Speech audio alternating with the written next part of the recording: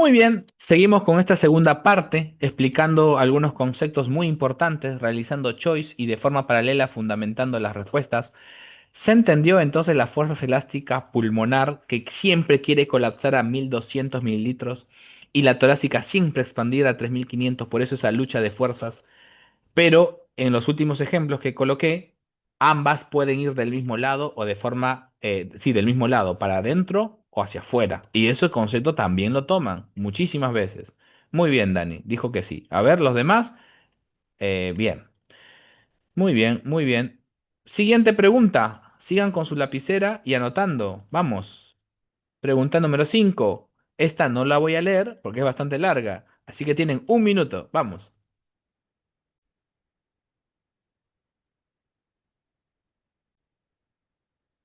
Los que pueden ir mandando su respuesta pueden marcar, ¿sí? Yo voy leyendo la pregunta. Una paciente se encuentra internada en terapia intensiva, cursando un cuadro de reagudización de su patología respiratoria de enfermedad de base, que se llama enfermedad pulmonar obstructiva crónica. Bueno, esta enfermedad que tenemos aquí es el famoso EPOC, por haber consumido, ¿qué cosa? Muchos cigarrillos. ¿Tiene otras causas? Sí, pero el 95% es por cigarrillo. Así que es eso. Acá tenemos el alveolo y acá tenemos los vasos capilares que están llevando sangre. ¿Saben qué pasa en esta enfermedad? Que se fibrosa muchísimo esta zona. Hay una gran fibrosis, pero también no solo eso, hay una destrucción de alvéolos a montones. ¿Y qué más? Producción de moco también, ¿sí? Hay una gran producción de moco. Eso es algo característico, ¿sí? Por eso el paciente tose demasiado. Muy bien, todos marcaron la D. ¿Qué más?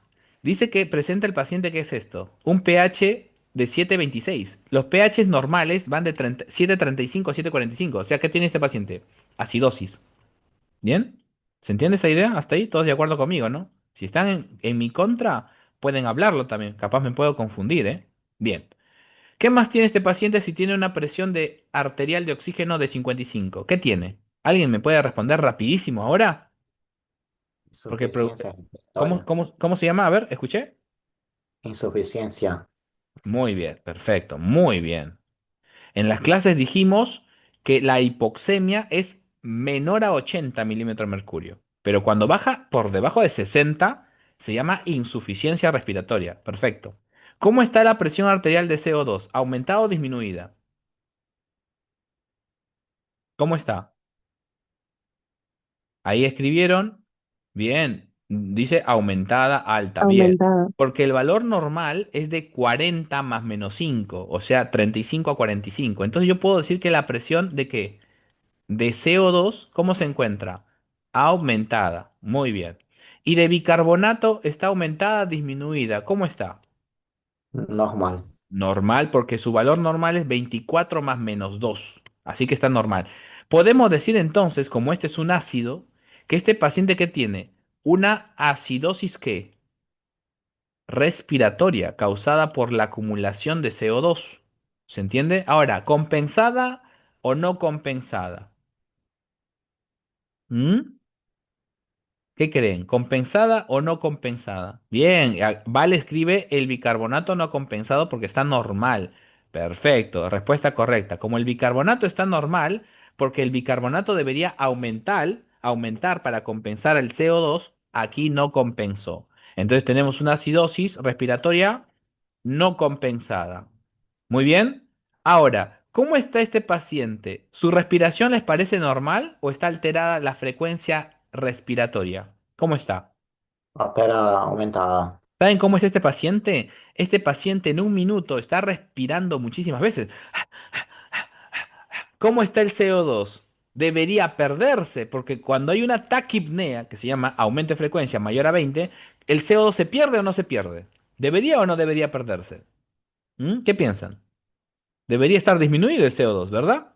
En 40, está un montón de veces. Bien, pero ¿qué pasa? Que el CO2 no está logrando difundir de forma adecuada. ¿Entienden esa idea? O sea, el paciente está ventilando muchas veces, gastando músculo, pero el CO2 no le importa, no está logrando salir de forma correcta. ¿Entienden esa idea? No está logrando salir.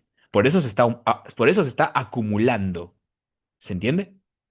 Ahora, Con estos datos que nos están dando, ¿cuál es la conclusión? Dice sobre la ventilación alveolar. Miren lo que dicen acá. Ventilación alveolar de la paciente y en qué parámetros se basan. Bueno, la respuesta de todos ustedes al chat, yo estuve observando, era la D de la mayoría. Así que la respuesta correcta es la D. ¿Pero por qué, profesor, si el paciente está así? Y ahí dice hipoventilando. Bueno, porque este concepto no habla de taquipnea, no habla de frecuencia respiratoria. Este concepto habla de qué? De la ventilación de los alveolos. Cuánto aire ingresa y sale de los alveolos, no de la caja torácica cuánto se mueve. ¿Y la ventilación alveolar cómo se calcula? Volumen corriente menos volumen muerto por la frecuencia respiratoria. Si bien la frecuencia respiratoria está aumentada, y eso es correcto y es verdad, ¿qué pasa con este paciente? ¿Ustedes creen que está llegando buen oxígeno a los alvéolos o no está llegando buen oxígeno a los alvéolos? ¿Qué creen? Acá dice, sí está llegando, no, no está llegando, ¿no? Bien, exactamente. El paciente tiene taquipnea, pero está hipoventilando. ¿Qué significa? Que el intercambio gaseoso no es el adecuado. O sea, podría estar llegando un poco de oxígeno, sí, pero no está intercambiándose de manera adecuada. Entonces, ¿qué está sucediendo aquí? Lo que está sucediendo es que el paciente está hipoventilando. Hay poca cantidad de gases intercambiándose en los alvéolos y la evidencia para ver eso, porque la pregunta es, ¿en qué parámetros te basas para decir eso? Y sí, el parámetro que me baso es que el CO2 se está acumulando en este paciente. O sea, el paciente está así, pero los alvéolos no están haciendo intercambio gaseoso. ¿Y por qué lo sé? Porque el CO2 tiene mucha solubilidad. Debería difundir rapidísimo. Pero este paciente que tiene fibrosis en ese sector alvéolo capilar. Entonces, por más que sea soluble, le está costando salir al CO2 y se acumula en el paciente. Y eso le está provocando, ¿qué cosa? Esa acidosis respiratoria. A pesar que el paciente está agitado, con musculatura ahí ya cansándose. ¿Se entendió esta pregunta? Respóndame, por favor, si lo entendieron un poquito, ahora que les detallé algunas cositas más. Bien, Dani, Male, me dicen sí, muy bien, perfecto. Siguiente pregunta. ¿Qué sucede con el oxígeno en sangre arterial en una persona que tiene anemia? Un minuto para remarcar. ¿Acaso será la A, que está disminuida la presión arterial de oxígeno y está disminuida el contenido arterial de oxígeno? ¿Acaso será la B, que está normal la presión arterial de oxígeno y está disminuido el contenido? ¿O la C o la D? Pueden marcar. Marquen. La C está disminuida la presión arterial de oxígeno, está normal el contenido. Y está normal la presión arterial de oxígeno, está normal también el oxígeno. Puede ser cualquiera. Todos al unísono marcaron la B. Queridos, estas preguntas al inicio fueron un poquito difíciles, no, no miento, pero es lo que va a venir, están en el recuperatorio, pero luego va a venir preguntas bastante accesibles también. ¿Sí? Así que siempre con esperanza, con esperanza. La respuesta es la B, como dice el querido chat. Sí, el querido chat dice, está normal la presión arterial de oxígeno y está disminuida el contenido. ¿Se acuerdan de la oferta distal de oxígeno? ¿Se acuerdan de eso? ¿Cuál era la fórmula de la oferta distal de oxígeno? Volumen minuto multiplicado por el contenido de oxígeno. Contenido arterial de oxígeno. Arterial Perfecto. oxígeno. Muy bien. Entonces, esta persona que tiene anemia, les cuento, les voy contando, tiene bajo el contenido arterial de oxígeno. Las personas con anemia tienen taquicardia. Entonces, ¿cómo está el volumen minuto? Aumentado. ¿Para qué? Para intentar ofertar mejor a los tejidos. Ahora, la pregunta es esta. ¿Cuál es la fórmula del contenido arterial de oxígeno? ¿Se acuerdan? ¿Mm? Es la presión arterial de oxígeno, que es la presión disuelta en el plasma, ¿correcto? O sea, depende de esto. ¿Y de qué depende? Del oxígeno unido a la hemoglobina. Por eso la fórmula era saturación. ¿Por qué? Por la concentración de hemoglobina que se encuentra, ¿no?, en gramos por decilitro. Y también lo tenemos que multiplicar por una constante, que es un número. Entonces, si una persona tiene anemia, ¿qué le va a afectar? La hemoglobina. Y si baja la hemoglobina, ¿se acuerdan que este no aportaba demasiado a la cantidad arterial de oxígeno? Aportaba un número muy chiquito, porque esta presión arterial se multiplicaba por 0,003. ¿Se acuerdan de eso? Entonces, lo que realmente importaba que era la saturación y la hemoglobina. Si baja la hemoglobina, como en una anemia, ¿qué cae? La cantidad arterial de oxígeno. Por lo tanto, los tejidos estarán desoxigenados, tendrán poca oferta de oxígeno. Por eso la respuesta es correcta. La presión está normal de esto, prácticamente no va a cambiar, va a estar en 100 milímetros de mercurio, pero la hemoglobina que transporta oxígeno va a estar disminuida justamente porque hay baja hemoglobina. Siguiente pregunta. Pueden leerla y luego marcan cuando les diga. Vamos.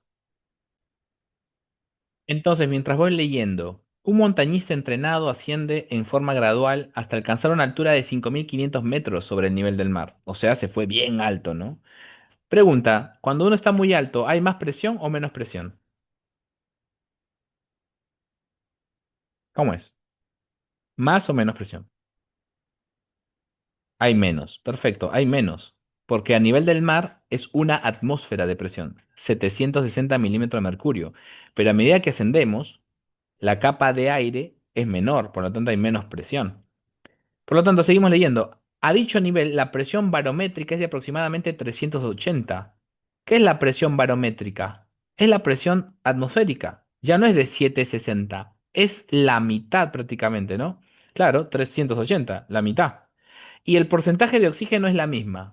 Pregunta, ¿habrá la misma, yo les pregunto, ¿habrá la misma cantidad de oxígeno en el ambiente si me voy a la altura o hay menos? ¿Qué piensan? ¿Más o menos oxígeno? Todos exigen, todos dicen hay menos. Bien, si hay menos, llega menos oxígeno a los alvéolos también. Y por lo tanto, de alguna forma la hemoglobina se va a saturar menos. ¿Se entiende? Ante este escenario, marquen las respuestas, por favor. Marquen las que ya tienen. ¿Qué marcaron?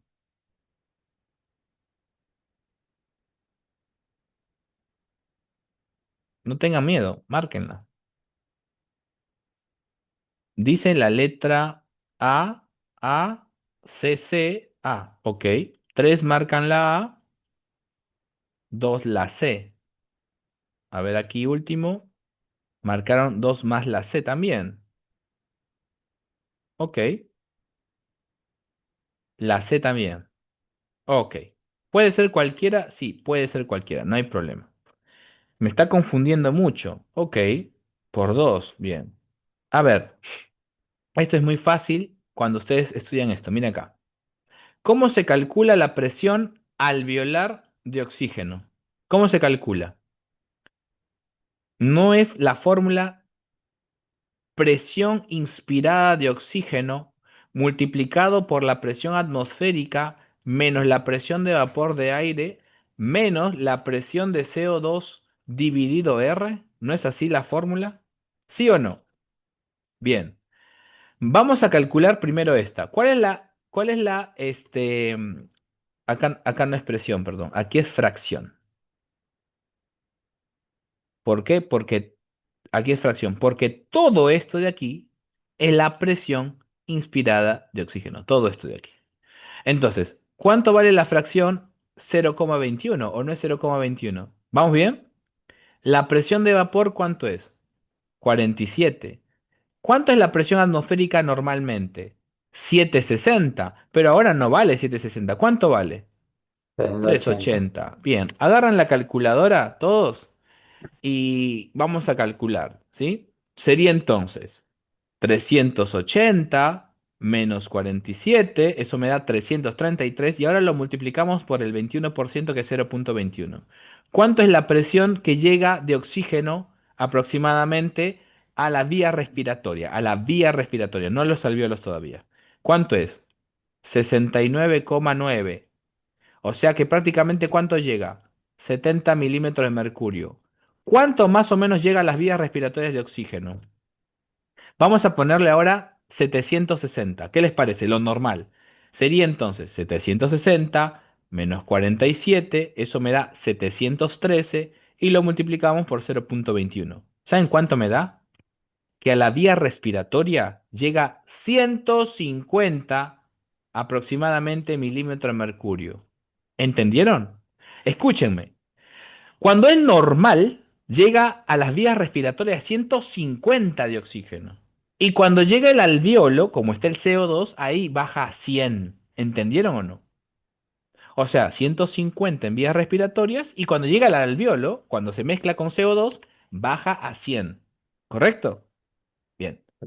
Pero en estos momentos, a las vías respiratorias, ya está llegando 70. ¿Ustedes creen que en el alveolo va a llegar a 100? Si ya llegó con 70, va a llegar con menos, va a llegar con 30.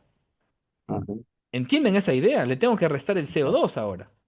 Porque acá me falta la fórmula. Me falta restar qué cosa. El CO2, que suele ser 40 dividido 0,8. El resto es 0,8 y acá vale 40. ¿Se entiende esta idea?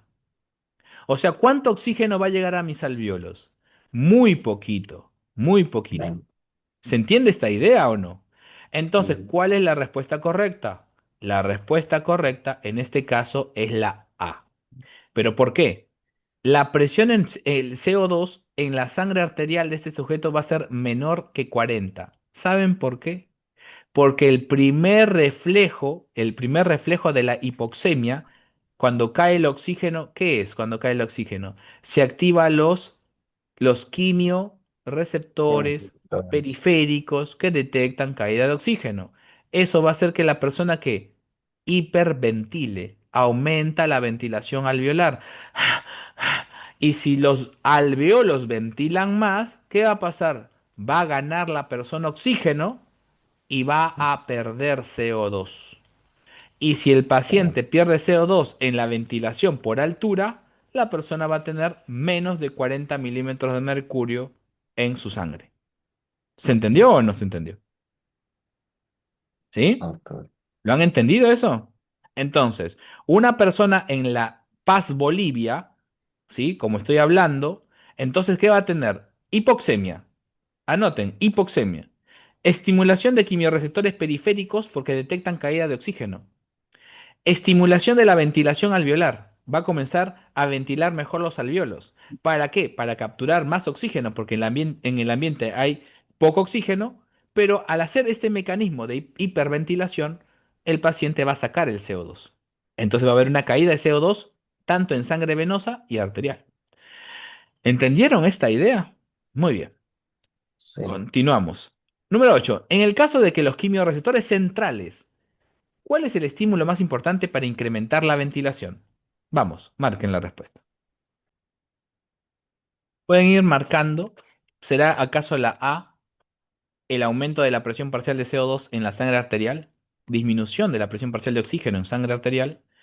¿El aumento del pH sanguíneo o la disminución del pH sanguíneo? ¿Cuál será, no? ¿Cuál será la respuesta? Marcan aquí la D, ok, la D, la A marcan 3, ok. Han marcado la A y han marcado otras letras como la C y la D. En este escenario, yo les quiero decir lo siguiente. Miren, ve. La A marca, ok, Irene y ella. Les cuento.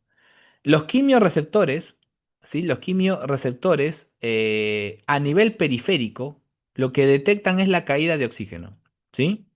Y los quimiorreceptores centrales no detectan pH en un primer momento. Ojo con eso. En el caso de los quimiorreceptores centrales, escuchen bien lo que le voy a decir, lo que detectan en ¿cuál es el estímulo, dice, más importante para incrementar la ventilación? Si bien los quimiorreceptores centrales detectan la acidez, eso es verdad, lo que detectan en sí es la caída, el aumento de CO2. ¿Sí? Eso es algo importante, porque nosotros nunca, nunca hablamos de forma muy precisa, los quimiorreceptores se enclavan los protones. No, porque dice cuál es el estímulo, lo que desencadena, más importante para incrementar la ventilación. Listo, los centrales lo que hacen es detectar de forma indirecta el aumento de CO2. ¿Cómo lo va a hacer? Ya lo hemos hablado. Esto de aquí que estoy dibujando acá es el sistema nervioso central. Aquí está los quimiorreceptores. ¿Qué es esto? Líquido cefalorraquídeo. Bien, ¿y esto qué es? los vasos sanguíneos y aquí está la barrera hematoencefálica, como quieran llamarlo. Este CO2 que está aquí, ¿es un gas o no es un gas? Es un gas. El gas puede pasar, porque todo gas pasa. ¿Qué pasa? Se une al agua, forma ¿qué cosa? El ácido carbónico por la anhidrasa carbónica y este se separa ¿en qué? En protón y en bicarbonato. ¿Vamos bien? Este protón es detectado por los quimiorreceptores, ¿qué cosa? Por los quimiorreceptores centrales. ¿Vamos bien? Pregunta Camila, ¿los centrales detectan acidosis respiratorias? ¿Puede ser? Claro, exactamente, porque aumenta el CO2 en la acidosis respiratoria. Bueno, pero ¿qué conclusión? Chicos, ¿cuál es el estímulo que a mí me interesa? Es el aumento de la presión parcial de CO2 en la sangre arterial. ¿Por qué? Chicos, esto es una arteria que está yendo a irrigar al sistema nervioso en ese sector. Cuando va el CO2 a ese sector a irrigar, le está llevando el CO2 arterial. ¿Entendieron? Y ahí el CO2 difunde, hace esta fórmula química y tengo los protones. Es acidez. Por lo tanto, uno puede decir, profesor, pero el pH sanguíneo es una opción, pero no es el estímulo más importante para incrementar la ventilación, porque en la ventilación yo no voy a sacar ácidos, yo voy a sacar dióxido de carbono, ¿sí? Por eso la persona va a tratar de estar ventilando para eliminarlo, ¿sí? Bueno, vamos acá. Pregunta número 9. En un individuo sano de pie, ¿cómo es la variación regional de la ventilación y la perfusión a nivel pulmonar? Pueden marcar. ¿Será la A, la B, la C o D? Pueden marcar, por favor. Así vamos avanzando, ya que estamos en la 9. Están que lo hacen bastante bien. Bien, ahí marcaron la A. Luego marcaron todos la B prácticamente. Irene, Male, Dani, Melina, Mari, Nilsson. Bien. Pero usuario Zoom marcó la A. Y es válido, por supuesto. Así que, ¿cuál es la respuesta correcta? Muy bien, la respuesta es la B. Perfecto. ¿Pero por qué? Ustedes tienen que acordarse lo siguiente. ¿Cómo están los alvéolos del ápice? Ya están con bastante radio, ¿correcto? Ya somos 20 en el chat. Muy bien, muy bien. Tiene un radio bastante grande los del ápice. Pero los de la base, los que están bien abajo, ¿cómo está acá el radio? Más chiquito, ¿no? Cuando nosotros partimos de una capacidad residual funcional, o sea, estamos hablando de 2.400 mililitros, cuando entra el aire, no suele dirigirse hacia el ápex, suele dirigirse más ¿dónde? Hacia la zona de los basales. Por lo tanto, podemos decir que los basales que tienen una mayor ventilación. Si esta persona está de pie, la sangre por gravedad desciende a la zona de la base pulmonar. Por lo tanto, no solamente los basales están bien ventilados, sino también que tienen una buena perfusión. Entonces, por eso dice acá, los alvéolos de la base presentan ¿qué cosa? Mayor ventilación, pero también mayor perfusión comparados a los de los ápices pulmonares. ¿Se entendió esa idea o no? ¿Sí? Eso tienen que tener en cuenta. Ahora, ¿alguien me puede decir de ustedes cómo es la relación en la base? ¿Cómo es la relación ventilación barra perfusión? Y también cuál es la relación ventilación-perfusión en los ápices. Por favor, alguien que me responda. Menor que el ápice, menor que en la base. No entendí. Ahí está, Camila. Alta en el ápice. ¿Están de acuerdo con Camila? Todos. Se encuentra la relación alta en el ápice. Irene dice que sí. Usuario de Zoom dice que sí. Victoria sí. Mayor en el ápice. Muy bien. ¿Y cómo es en la base? Menor la relación. Y uno puede pensar, ah, entonces la base recibe menos ventilación o tiene más flujo.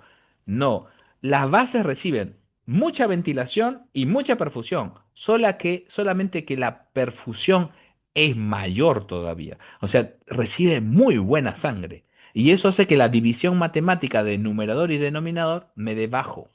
¿Se entiende esa idea? Por eso está. Pero los dos son altos. Lo que pasa que, para que lo entiendas mejor, la ventilación es alta, sí, pero la perfusión es un poquito más alta en relación. Por eso la relación me da baja. ¿Lo entendieron esta idea? Ambos son altos, pero la perfusión es bastante buena. Entonces cae la relación matemática en las bases. ¿Sí? Perfecto. Seguimos. Pregunta número 10. El aumento de la frecuencia respiratoria como respuesta compensatoria aguda a la altura. A ver si le responde. Se debe fundamentalmente al estímulo de Barken.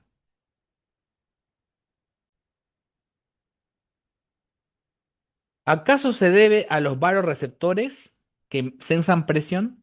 ¿O a los quimio? ¿O a los mecano? ¿A qué se debe? Marquen, por favor. Varoreceptores carotidios, quimiorreceptores centrales, mecanorreceptores pulmonares, quimiorreceptores periféricos.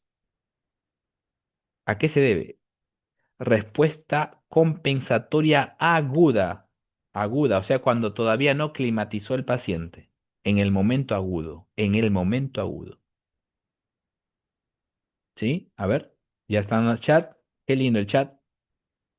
Todos marcan quimiorreceptores periféricos. Y es la respuesta correcta. Muy bien. Felicidades. ¿Quién se va a activar primero? ¿Los quimiorreceptores periféricos o los centrales? ¿Quién cree? ¿Mm? Marquen, marquen, ayúdenme a poder ayudarlos. Ahí el chat, bombardeando. Bien, periféricos, correcto. Porque lo primero que cae en la altura, ¿qué es? Y el oxígeno. El oxígeno va a caer. ¿Eso me va a provocar qué cosa? Hipoxemia. ¿Y eso va a activar qué cosa? Los quimiorreceptores periféricos. Obvio que sí. Pero ¿qué pasa? La ventilación del paciente justo en el momento agudo al inicio es normal. Pero ¿qué va acumulándose? El CO2. Y este CO2 va a conllevar a la estimulación de qué? De los quimioreceptores centrales, mediante la disminución del pH. Y esto va a terminar después provocando más hiperventilación para que saque el CO2. ¿Sí? Pero el primer estímulo de hiperventilación es para ganar oxígeno, no para eliminar CO2. Excelente. Muy bien. Por fin lo entendí, Dani. Muy bien, Dani. Perfecto. Muy bien. Pregunta número 11, rapidísimo, tenemos un minuto. Considerando el conjunto de capilares del organismo, ¿cuál de las siguientes afirmaciones es correcta? Es una correcta aplicación del teorema de continuidad. Un minutito. Pueden marcar. ¿Acaso será la A que habla de velocidad de la sangre? ¿Será la B que habla de caudal de la sangre? La C de presión y la D de viscosidad de la sangre también. ¿Mm? ¿Qué marcaron todos? Bueno, marcaron más o menos. Algunos marcaron la B, correcto, y otros la A. Bien. 3A, 4A, ahora 5A y solo 2B. Ok. Entonces, ¿cuál es la respuesta correcta? Muy bien. Es la letra A. Muy bien. Usuario de Zoom ahí es la A. Tengámoslo en cuenta. Pero la pregunta es ¿por qué, no? Tengan en cuenta esto. ¿Qué es caudal? Caudal es sinónimo de flujo para el recuperatorio, ¿eh? Flujo es lo mismo sinónimo de caudal. Es lo mismo. ¿Y qué significa el teorema o principio de continuidad? Fácil, que el flujo o el caudal es una constante. ¿Qué significa? Que en todo el sistema vascular es el mismo. 5 litros por minuto, 5 litros por minuto, a donde vaya, 5 litros por minuto. ¿Se entiende esa idea? El flujo es constante. Por lo tanto, acá en la B dice que el caudal de sangre en la aorta es mayor. No, nada que ver, porque el caudal es el mismo, siempre es constante. Ahora, ¿la viscosidad de la sangre cambia en la aorta cuando llega a los capilares? Tampoco. La viscosidad es la misma. Es la misma sangre. Ahora, ¿por qué la velocidad de la sangre en la aorta es mayor? Fácil. Porque la aorta imaginemos que tiene este tamaño. Este es el tamaño de la aorta. Pero ya lo hemos dicho, que los capilares son chiquititos, pero si sumo todos los capilares de todo el cuerpo, ¿qué se hace? Una sección gigantesca. Y estos son los capilares. ¿Se entendió? ¿Y qué habíamos dicho? Que el caudal de entrada es igual al caudal de salida en el principio de continuidad. ¿Cuál es la entrada? La aorta. ¿Cuál es la salida? Los capilares. Entonces, sección de la aorta por velocidad de la aorta es igual a qué?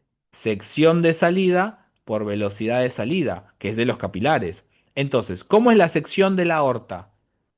¿Chiquita o grande a comparación de los capilares? Chiquita sección. Por lo tanto, ¿cómo es la velocidad? Alta velocidad. En la aorta. Por eso cuando vos te cortás un vaso del cuello grande, sale fuerte la sangre, ¿no? Mucha velocidad. ¿Y cómo es la sección en los capilares? Altísima. Por lo tanto, ¿cómo es la velocidad en los capilares? Baja velocidad capilar. Por eso cuando te cortas un dedo, la sangre sale como napa, de a poquito. No sale porque hay baja velocidad. ¿Se entendió ese fundamento? Muy bien. ¿Y a qué se debe la diferencia entre los valores medios de la presión arterial y la presión venosa en cualquier territorio vascular? Como nos queda solo un minuto, salimos para el tercer video y continuamos con este examen. Pregunta número 12.